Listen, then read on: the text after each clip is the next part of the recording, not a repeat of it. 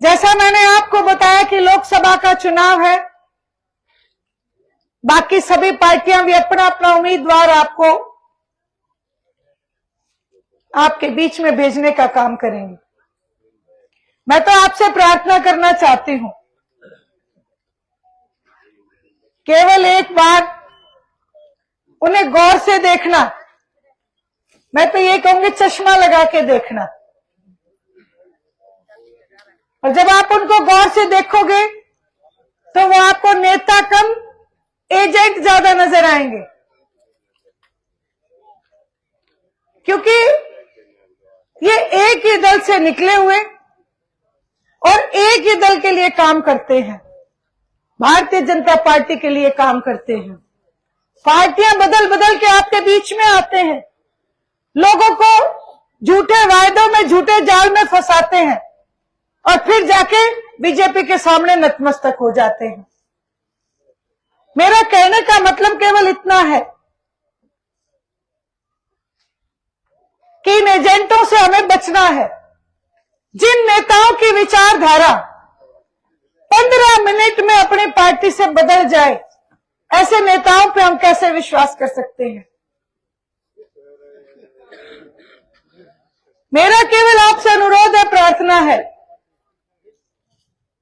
कि आप एक बार जब ये नेता आपके बीच में आए,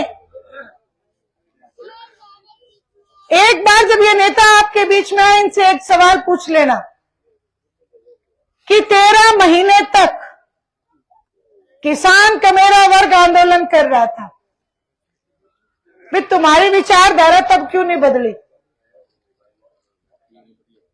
तब विचारधारा बदले नहीं, आज विचारधारा बदल गई। इस बात का केवल एक ही मतलब है, एक ही मकसद है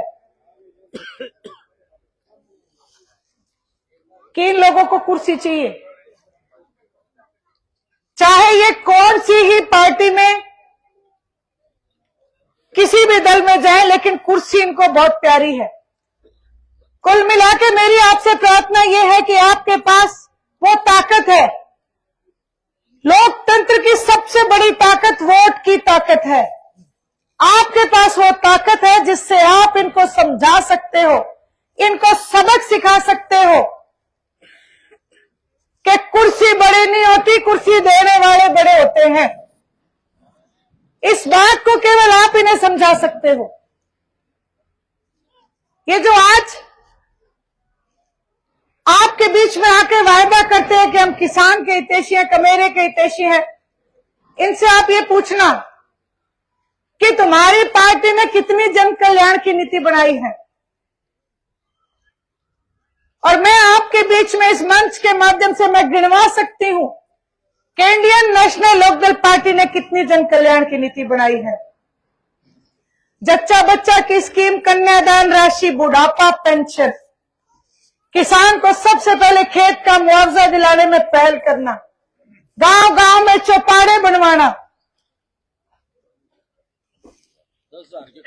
10-10 हजार के कर्जे माफ किए किसान के। किसान की डोल के ऊपर जो पेड़ उगते हैं उसमें हिस्सेदारी निर्धारित करवाना, साइकिल का टोकन माफ कराया, रेडियो का टोकन माफ कराया। ये बूढ़े बुजुर्ग सारे बैठे हैं, तंबाकू के ऊपर भी टैक्स लगा करता था, वो भी टैक्स माफ कराया। किसने कराया? इंडियन नेशनल लोकदल आदरणीय चौधरी देवीलाल जी ने।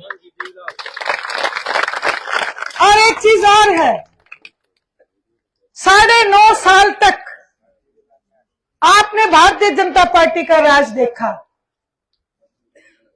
एक भी ऐसा वर्ग नहीं जिसने आंदोलन ना करा हो। किसान ने करा, आंगनवाड़ी की महिलाओं ने आंदोलन करा, आशा वर्कर ने आंदोलन करा, देश का गौरव बढ़ाने वाली खिलाड़ी हमारी बेटियों ने आंदोलन किया, कर्मचारियों ने आंदोलन किया। और सबसे बड़ी बात, जो गांव के सरपंच मुखिया, वो भी ग्रांट लेने के लिए जब चंडीगढ़ गए तो सिर फोड़ के उन्हें वापस भेजने का इस सरकार ने काम किया। जहां आपने आंदोलन पे आंदोलन किए, लेकिन नतीजा, ये गूंगी बहरी सरकार किसी को कुछ नहीं दिया। और एक चौधरी देवीलाल जी की पार्टी इंडियन नेशनल लोकदल।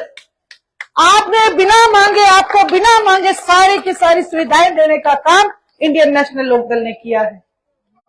सोचो कि हिंदुस्तान में हरियाणा एक बहुत छोटी सी स्टेट है, बहुत छोटा सा राज्य है, 10 लोकसभा की सीटें हैं और 90 विधानसभा की सीटें हैं।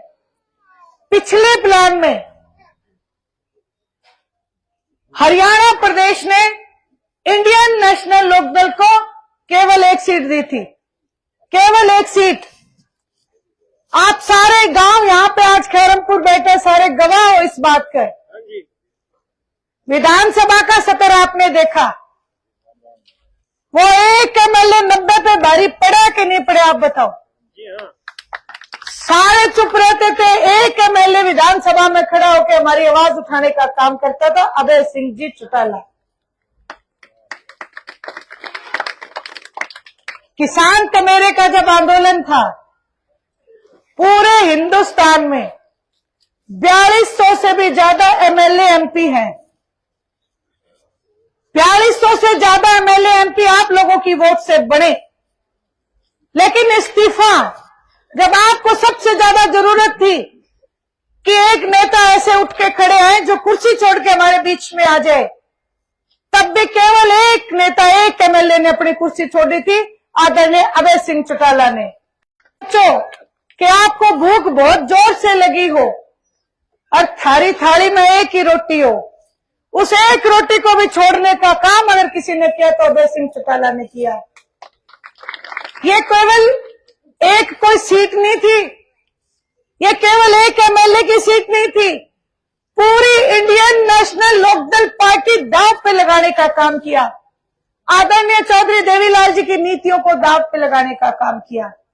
कुछ भी हो सकता था। एलनाबाद का उपचुनाव आपने देखा, प्रत्यक्ष को प्रमाण की जरूरत नहीं होती। अब भी अगर हम नहीं समझे तो हम समझ नहीं सकेंगे। एलनाबाद के उपचुनाव में कांग्रेस के नेता, विपक्ष की भूमिका निभाने वाले भूपेंद्र सिंह जी हुड्डा एलनाबाद के उपचुनाव में गए और मंच के माध्यम से एक बात कह के आए थे कि कांडा तो मेरा मित्र है। कही थी कि नहीं कही थी? इस बात को कहने का मतलब केवल एक था कि बीजेपी को वोट डाल दो। इसलिए मैं कह रही हूं ये एजेंट हैं, ये ए और बी पार्टियां बनके एक दूसरे का साथ देती हैं। कांग्रेस पार्टी के नुमाइंदे की एलनाबाद में जमानत जब्त होना इस बात का सबूत है कि भूपेंद्र सिंह जी हुड्डा बीजेपी से हाथ मिला के रखते हैं। जब भी विधानसभा में अभय सिंह चौटाला किसान के कमेरे की बात उठाते हैं तो भूपेंद्र सिंह लाल जी खट्टर के साथ मिलकर चुटकुला गोष्ठी करते हुए दिखेंगे आपको।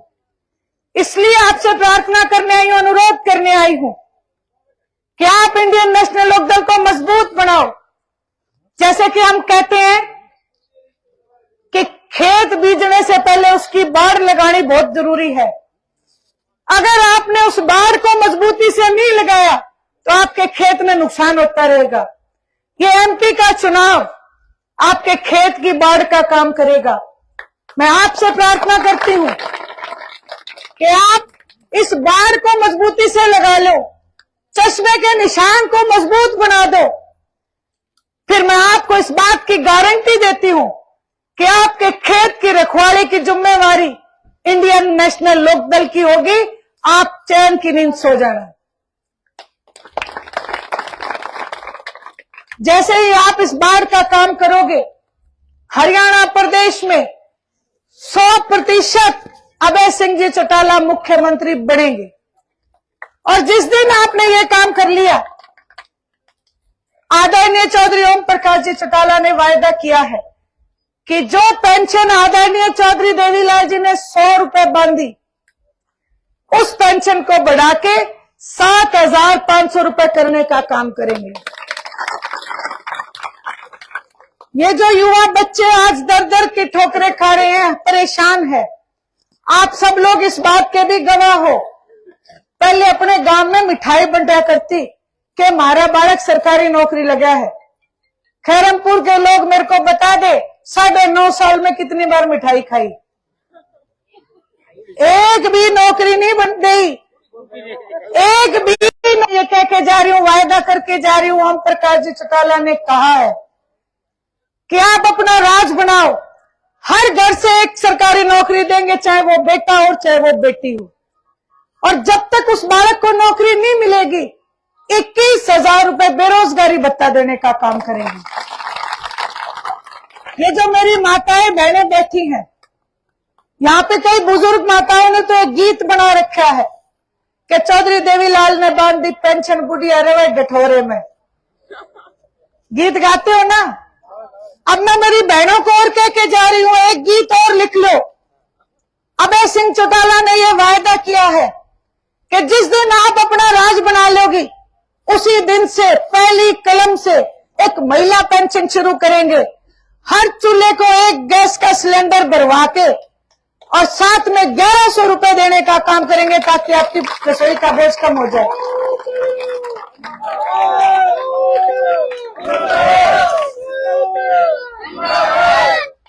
ये सारी बातें जब मैं कहती हूं तो मुझे पत्रकार पूछते हैं कि मौजूदा सरकार तो बूढ़ों की पेंशन काट रही है, ना युवाओं को नौकरी देती और कहती है कि हमारे सरकारी खजाने में पैसा नहीं है। मैं केवल एक जवाब देती हूं उनको कि जिस समय आदरणीय चौधरी देवीलाल जी 100 रुपए पेंशन की बात किया करते थे, तब भी विपक्ष ये बात कहा करता था कि 100 रुपए पेंशन नहीं लग सकती, लेकिन चौधरी देवीलाल जी ने 100 रुपए पेंशन भी बांधी, 10,000 के कर्जे भी माफ किए और कन्यादान राशि भी बना के दी। इसी तरीके से इंडियन नेशनल लोकदल पार्टी इस बात के लिए जानी जाती है कि या तो वायदा करते नहीं, अगर वायदा कर दिया तो उसको पूरा करने का अगर काम किसी ने किया तो वो भी इंडियन नेशनल लोकदल है। अभय सिंह जी चौटाला इस बात के लिए पूरे हिंदुस्तान में जाने जाते हैं कि जुबान का धनी नेता है, अपनी जुबान से कभी नहीं फिरेंगे। आपसे जो वायदे किए उसको पूरा करेंगे। केवल आपसे साथ चाहते हैं, इंडियन नेशनल लोकदल को साथ दो, वोट करो ताकि हम हरियाणा प्रदेश को मजबूत बना सके। यही बात कहने आई थी। आप सबने जो भरपूर प्यार और विश्वास दिया उसके लिए मैं आपकी हमेशा धन्यवादी रहूंगी। आपसे वायदा करके जा रही हूं, आप साथ दे देना। देश की सबसे बड़ी पंचायत में जाके आपकी लड़ाई लड़ने का काम करूंगी और उसको जीत के लाके दूंगी। यही बात आपसे